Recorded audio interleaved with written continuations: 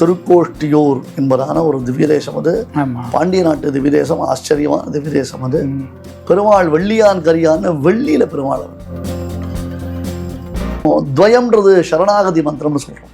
இந்த சரணாகதி மந்திரத்தினுடைய பொருளைத்தான் நம்மாழ்வார் அகலகில்லே நிறையும் என்று அலர்மேல் மங்கை உரை மாறுபான்றதான பாசுரத்துல இந்த சரணாகதி மந்திரத்தினுடைய பொருள் முழுத்ததையும் நம்மாழ்வார் காமிச்சிருக்காரு. அமைதியா இருக்கணும். பெருமாள் சன்னதியில போனா அடிச்சுண்டு உதச்சுண்டு இடிச்சுண்டு கடிச்சுண்டு துப்பிண்டு போனோம், நிக்கணும், நிதானமா அவனை அனுபவிக்கணும். இயற்கையின் தூய்மை, இல்லத்தரசிகளின் நம்பிக்கை. கயல் ஆக்ரோ ஃபுட்ஸ் தரமான மளிகை பொருட்களுக்கு இப்போதே ஆர்டர் செய்யுங்கள். சக்தி விகடன் நேயர்களுக்கு அன்பு வணக்கம். நம்ம ஏபிஎன் சுவாமிகள் கூட தொடர்ந்து பேசிகிட்டு இருக்கோம். பல விஷயங்கள் நமக்கு சில விஷயங்கள் புதிதாக இருக்குது, சில விஷயங்கள் பரவசமாக இருக்குது. இத்தனை வருஷம் இத்தனை நாட்கள் நம்ம இதெல்லாம் தெரிஞ்சுக்காமல் இருக்கோமே அப்படிங்கிற மாதிரியாக கூட நமக்கெல்லாம் தோன்றுறது. அதை நம்ம தொடர்ந்து என்ன பண்ணணும், கேட்கறதன் மூலம் அதை எப்படி ப்ராக்டிஸுக்கு கொண்டு வர்றது அப்படிங்கிறதையும் நம்ம பண்ணணும். அந்த மாதிரி அதற்காக தான் நம்மளுடைய நிகழ்ச்சியோட நோக்கமே அதுதான். அதில் உங்களுக்கு ஏதாவது கேள்விகள் இருந்தாலும் மறக்காமல் இந்த கமெண்ட்டில் கொடுங்க. நான் சுவாமிகள்கிட்ட கேட்டு உங்கள் சந்தேகங்களுக்கு விடை வாங்கி தரேன். சுவாமி நமஸ்காரம். ஜெயகருட சுபர்ணா. சுவாமி, வைகாசி மாதம் அவதாரம் பண்ண ஆச்சாரியர்கள் ஆழ்வார்கள்லாம் பற்றி நம்ம தெரிஞ்சுட்டு வரோம். நம்ம அந்த வரிசையில் இந்த ரோஹிணி, அதாவது வைகாசி ரோஹிணி ஒரு முக்கியமான ஆச்சாரியரோட அவதார தினம் அப்படின்னு கேள்விப்பட்டோம். இதில் முதல்ல ஒரு சந்தேகம் இருக்குது. ஏன்னா வைகாசி ரோஹிணி இந்த மாதம் 2 நட்சத்திரம் வருது. முதல்ல அந்த ஆச்சாரியரை பற்றி சொல்லுங்க. அப்புறம் இந்த 2 ரோஹிணியில் எந்த ரோஹிணியில் நம்ம செய்யணும், சுவாமியை ஸ்மரணம் பண்ணணும் அப்படிங்கிற விஷயங்களையும் சொல்லுங்க எங்களுக்கு. அதாவது இந்த நட்சத்திரங்கள் வரும்பொழுது நம்ம என்ன பண்ணுறோம்னு சொன்னால், முன்னாடி பின்னாடி பின்னாடி வருது தான் பிரதானமாக வச்சுப்பான். அந்த செலிப்ரேஷன் வரும்பொழுது சில சமயம் 2 வைகாசி வரும், 2 சவணங்கள் வரும். அந்த மாதிரிலாம் வரும்பொழுது பின்னாடி எந்த நட்சத்திரம் வருதோ அதை தான் திருநக்ஷத்திரமாக பிரதானமாக வச்சுருக்கிறதுன்றதாக ஒன்று. ஸ்ராத்தாதிகள்லையும் திதிகள்லையும் இதே மாதிரி தான் சில வித்தியாசங்கள் கொண்டு வருவா, பின்னாடி வருது அப்படின்றதாக சொல்லி. ஸோ இப்போது வைகாசியில் முன்னாடியும் ஒரு ரோஹிணி வருது. ஏன்னா வைகாசி முதல்லையே பிறந்துடுறது, ரோஹிணி சமயத்தில் தான் பிறக்கிறது இல்லையா. அடுத்தது உடனே பின்னாடி கடைசியில் வைகாசியினுடைய முடிவில் ஒரு ரோஹிணி வர்றதுனால அந்த சமயத்தில் தான் திருநக்ஷத்திரம் அப்படின்ற மாதிரி நான் வச்சுருக்கோம். அன்றைக்கி மாசப்பிறப்பு இல்லைன்னா அன்றைக்கி தான் திருநக்ஷத்திரம் அப்படின்றத நம்ம புரிஞ்சுக்கணும். நம்ம இதுவும் கூட அந்தந்த ஊர்களில் அந்தந்த ஆகமங்களில் அந்தந்த வழக்கங்கள்லையும் அது மாறுறதுக்கு வழக்கம் உண்டு. பெரும்பாலும் ஒரு செய்தியை சொல்கிறேன் எங்களுக்கோ, நீங்கள் கோவில்கள்லாம் பார்த்தீங்கன்னா ஸ்ரீரங்கம் பஞ்சாங்கத்தெல்லாம் போட்டிருப்பா, கோவில் தவிர ஸ்ரீராமநவமி, கோவில் தவிர நரசிம்ம ஜெயந்தின்னு போட்டிருப்பா. கோவில்னா நீங்கள் உங்கள் வீட்டு பக்கத்தில் இருக்கிற கோவில் அர்த்தம் இல்லை, கோவில்னா ஸ்ரீரங்கம். அப்போ ஸ்ரீராமநவமின்றது நாம் எல்லாரும் கொண்டாடுற நாள் வேற, ஸ்ரீரங்க கோவிலில் ஸ்ரீராமநவமி வேற. டிஃபால்ட்டாக அது நரசிம்ம ஜெயந்தின்றது வைகாசி மாதம் தான் வரும், காஞ்சிபுரத்தில் ஸ்ரீரங்கத்தில் அந்த மாதிரிலாம். அந்த மாதிரி இந்த திருநக்ஷத்திரம்ன்றது வரும் பொழுது அது ஒரு நாழிகை கணக்கு இருக்கு. 16 நாழிகைக்கு மேலே 18 நாழிகைக்கு மேலே என்பதான ஒரு கணக்கு வச்சிருக்கான். அதை பேஸ் பண்ணி வைப்பா. அதுக்குள்ள இன்டர்னல் செக்மெண்ட்ஸ் நிறைய இருக்கு. பொதுப்படையாக பின்னாடி வர நட்சத்திரம் என்பதை நாம ஜெனரலாக வச்சுப்போம்.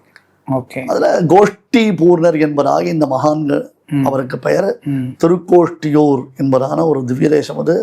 பாண்டிய நாட்டு திவ்ய தேசம், ஆச்சரியமான திவ்ய தேசம் அது. பெருமாள் வெள்ளியான் கரியான்னு வெள்ளியில பெருமாள். அவர் பெருமாள் பெரிய வெள்ளியிலேயே எழுந்தளிக்கக்கூடியதான் பெருமாள். ஆமாம், முழு சில்வர், முழு சில்வர். இதில் ஏதோ ஒரு இன்னொரு இது மாதிரி கூட சொல்லியிருக்கிறாங்க.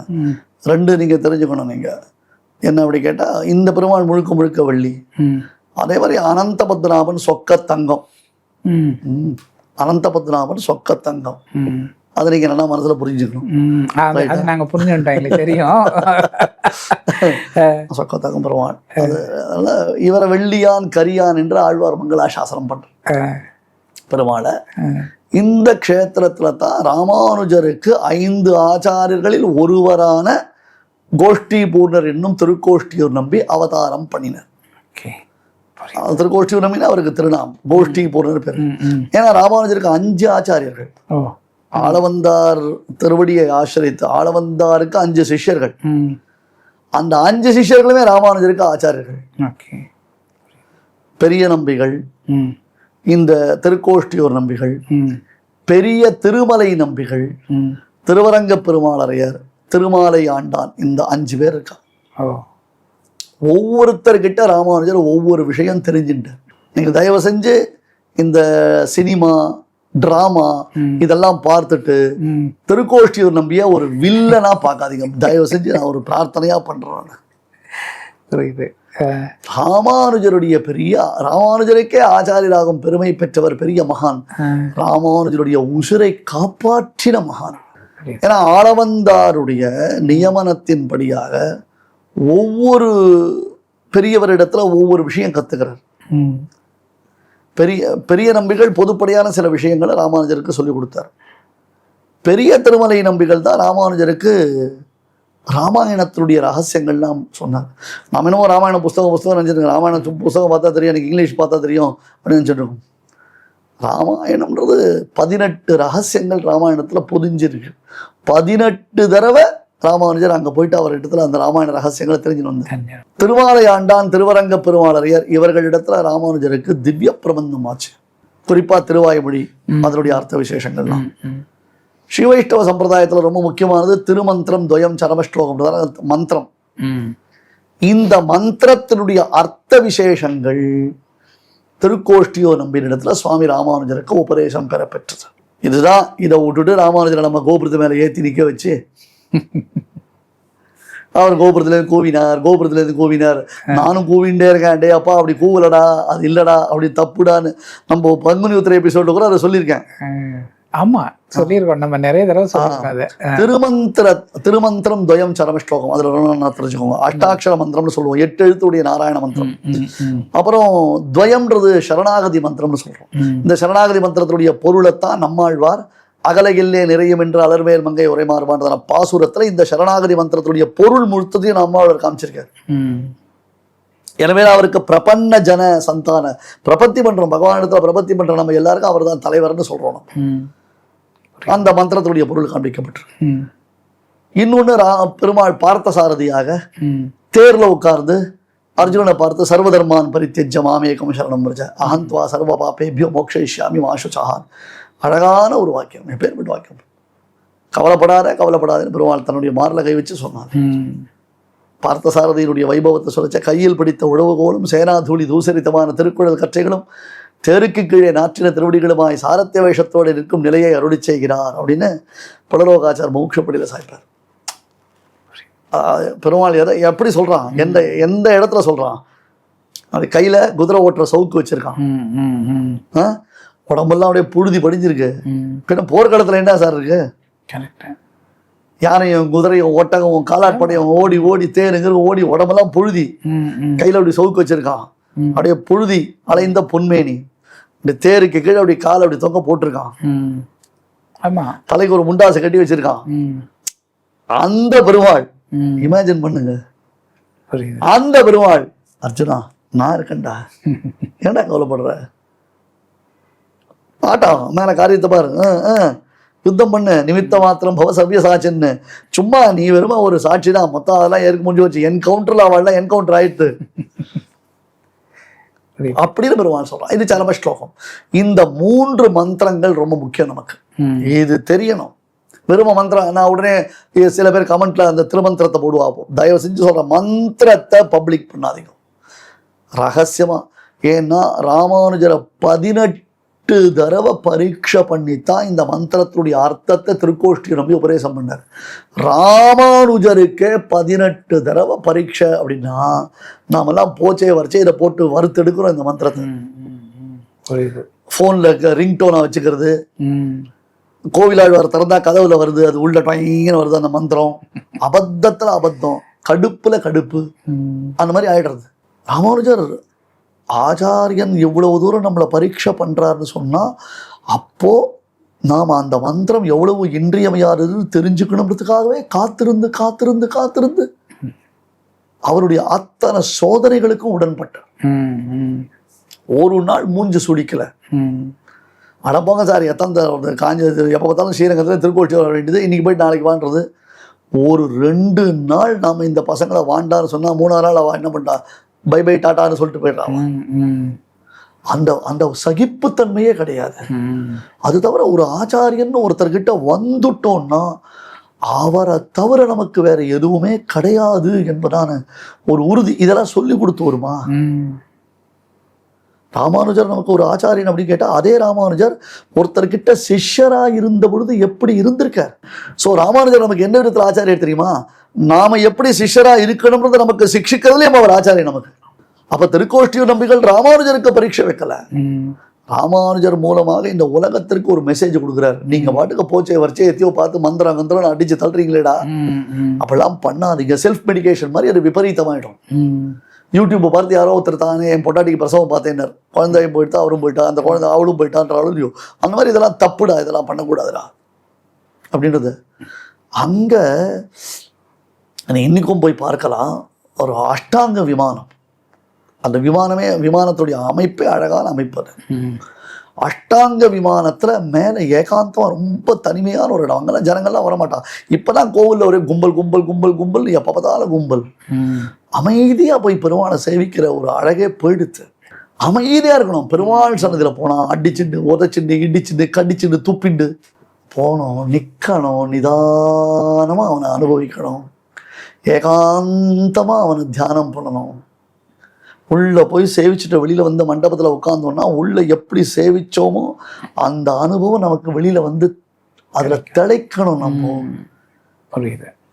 இப்ப ஏதோ பிக்னிக் ஸ்பாட் மாதிரி ஆயிட்டா கோவில. ஒரு சனி ஞாயிறுனா எந்த பக்கமும் கோவிலுக்கு போகவே முடியல. சில சமயம் ஏன்டா கோவிலுக்கு போறோன்ற மாதிரி ஆயிடுச்சு. நான் இவ்வளவு சொல்றேன் பாருங்க. இப்படி காஞ்சிபுரம் கூட நான் போறது நான் வர வர நான் குறைச்சுட்டேன். ஒரே கச்ச கச்சா போட்டு இடிச்சு துவம்சம் பண்ணி போறது. அது அந்த 1000 ஆண்டுகளுக்கு முன்னாடிலாம் இப்படிலாம் இந்த மாதிரி கச்சா அமைச்சானு கும்பல்லாம் வந்து கிடையாதா? ரொம்ப அமைதியா இருக்குமா, ஏகாந்தமா இருக்குமா. அப்படி இருந்த இடத்துல ஏன்னா ஒரு மந்திரம் அதனுடைய அர்த்தத்தை ஆச்சாரியன் சிஷ்யனுக்கு சொல்றார் அப்படின்னு கேட்டா அவர் அதை உள்ள வாங்கிக்கச்சேவே மேனி சிலிர்க்கு அப்படியே உள்ள போயிடணும். இது எப்படி தெரியுமா? இது எப்படி உபதேசம், அந்த உபதேசத்தினால நமக்கு கிடைக்கக்கூடிய பலன் என்னன்றத சுவாமி வேதாந்த தேசிகன் ரொம்ப ரொமான்டிக்கா காமிக்கிறார்.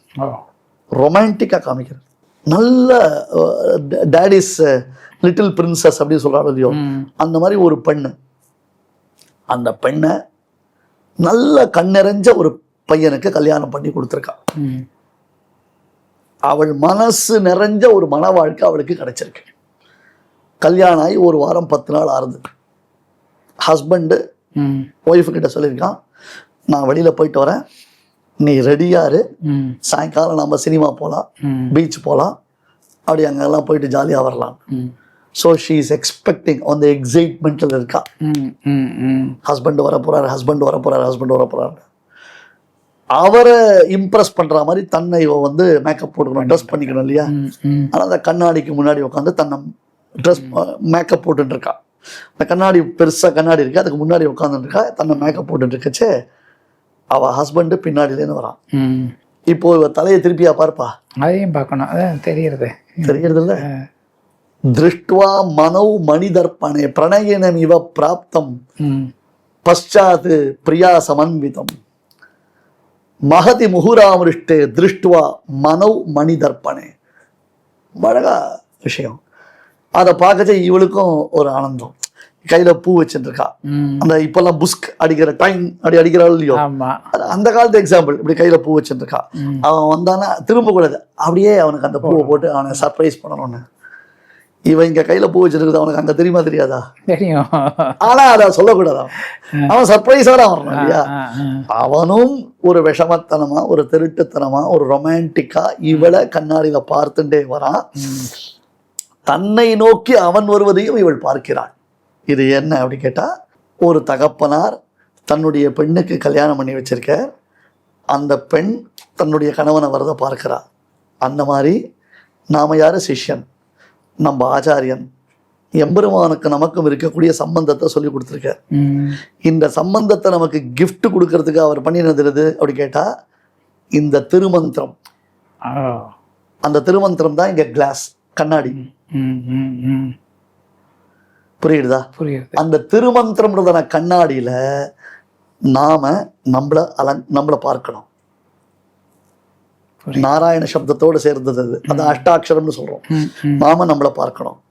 நாம நம்மளை பார்க்கச்சே அங்க நமக்கு பின்னாடி நமக்கு ரொம்ப ரொம்ப வேண்டிய நம்முடைய ரொமான்டிக் நாயகனான பெருமாள் நம்மளை நோக்கி வரான். புரியுது.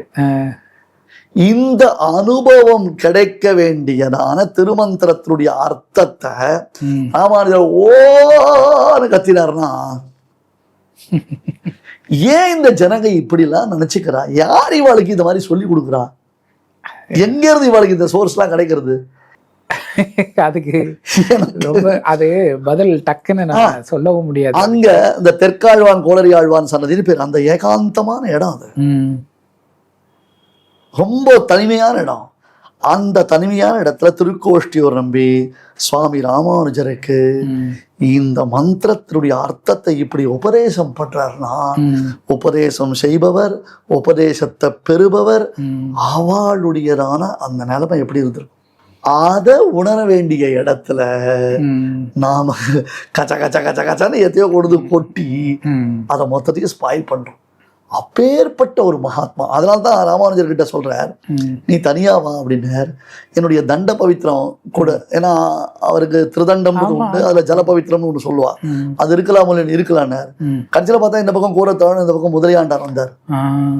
நான் உன்னை தனியா தான் அவர் சொன்னேன், என்னுடைய தண்ட பவித்திரமே இவாதான்னு சொன்னேன். தன்னுடைய சிஷ்யாலையும் தன் கூட உட்கார வச்சார். அதே மாதிரி இந்த ஆத்மாவுக்கு சேஷத்துவம்னா பரமாத்மாவிற்கே நாம் ஆட்பட்டவர்கள் என்பதாக இந்த சேஷத்துவம்ன்றதான அர்த்தத்தை தெரிஞ்சுண்டவரத்துக்கு கூரத்தாழ்வான திருக்கோஷ்டியூர் இடத்துல ராமானுஜர் அனுப்பினார். திருக்கோஷ்டியூர் கூரத்தாழ்வான் உட்கார வச்சார். சும்மா ஜஸ்ட் சிட்டுன்னு. எத்தனை நாள் கணக்கில் மாச கணக்கில் ஆயிட்டு இருந்து. அப்புறம் கிளம்பச்சே அடியேன் உள்ளான் உடல் உள்ளான் அண்டத்தகத்துள்ளான் புறத்துள்ளான் பாசுரத்தை எழுதி கொடுத்தோடனே யுரேகா நிறைய ராமானுஜர். இந்த ஆத்மாவினுடைய தர்மம் என்ன? இந்த ஆத்மான்றவன் யாரு? இந்த ஆத்மான்றவன் எப்பேற்பட்டவன் அப்படி கேட்டா, பரமாத்மாவிற்கு அவன் சேஷபூத்தன்றதான அர்த்தத்தை ஆழ்வான் கோரத்தாழ்வான வெயிட் பண்ண வச்சு கடைசியில திருக்கோஷ்டி நம்பி சொல்லி கொடுத்துருக்காரு. போன உடனே டொப்பு டொப்புன்னு ஆச்சாரியெல்லாம் எல்லாத்தையும் எடுத்து கொடுத்துட மாட்டான். இந்த போ இந்த பாரு எடுத்து கொடு. ஒரு கல்யாணம் பண்ணோம்னா நம்ம எத்தனை தடவை யோசிக்கிறோம், எவ்வளோ பார்க்குறோம். மாப்பிள்ளை டேபிளுக்கு மேலே எவ்வளோ வாங்குறாரு, டேபிளுக்கு கீழே எவ்வளோ வாங்குறாருலாம் பார்க்குறோம். கண்டிப்பா கண்டிப்பா.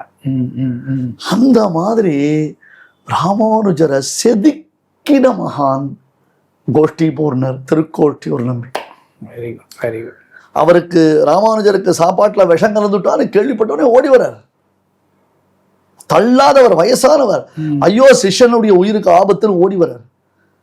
ஆச்சாரியன் வரான்னு கேள்விப்பட்டு ராமானுஜர் வரார். வெயில் காலம், காவேரி மணல் படுக, சுடு சுடு சுடு கொதிக்கும் இல்லையா? ஆச்சாரியன் நிக்கிறார், சிஷ்யன் சேவிக்கிறார். 18 நாள் உபவாசம் இருந்திருக்கார் ராமானுஜர். அந்த மணல்ல சேவிக்கிறார். பக்கத்துல கிடாம்பி ஆச்சார்னு நிக்கிறார்.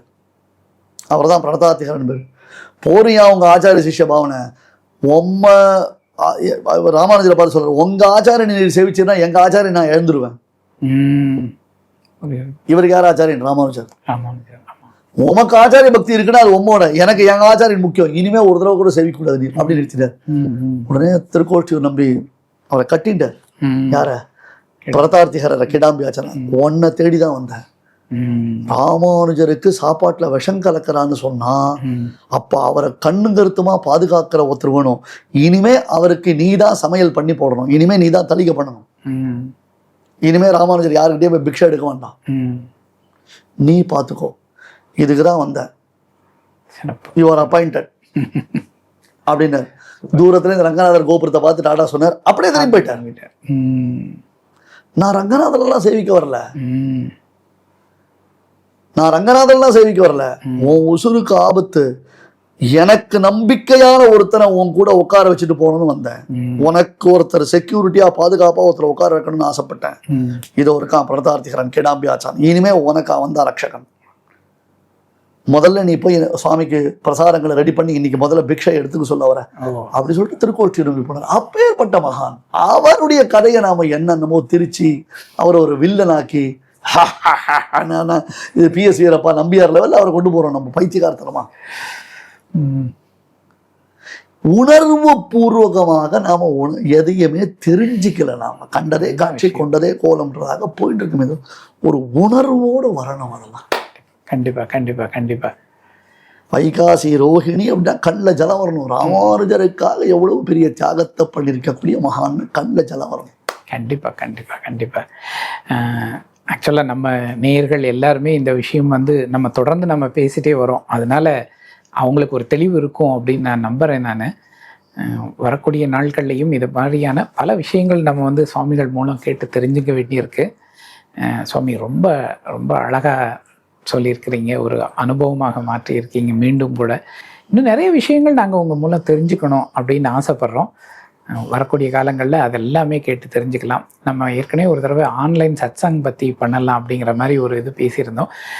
நெக்ஸ்ட் எபிசோடில் அதை பற்றின ஒரு அனௌன்ஸ்மெண்ட்டை நிச்சயம் கிளாரிட்டி கொடுப்போம். ஆமாம், கண்டிப்பாக கொடுப்போம். நேர்களே இந்த வீடியோ உங்களுக்கு ரொம்ப பிடிச்சிருக்கும்னு நினைக்கிறேன். லைக் பண்ணுங்கள், கமெண்ட் பண்ணுங்கள், ஷேர் பண்ணுங்கள். சக்தியோடன் சேனலை இது வரைக்கும் நீங்கள் சப்ஸ்கிரைப் பண்ணாமல் இருந்தீங்கன்னா மறக்காமல் சப்ஸ்கிரைப் பண்ணுங்கள். சுவாமி நமஸ்காரம். ஜெயகருட சுப்பர்ணா. ஜெயகருட சுப்பர்ணா. இயற்கையின் சுவையும் ஆரோக்கியத்தின் நம்பிக்கையும் கயல் ஆக்ரோ ஃபுட்ஸ். செக்கை எண்ணெய் முதல் சிறுதானியங்கள் வரை உங்கள் குடும்பத்திற்கான முழுமையான தேர்வு. மேலும் தகவல்களுக்கு அழையுங்கள் 9384788000.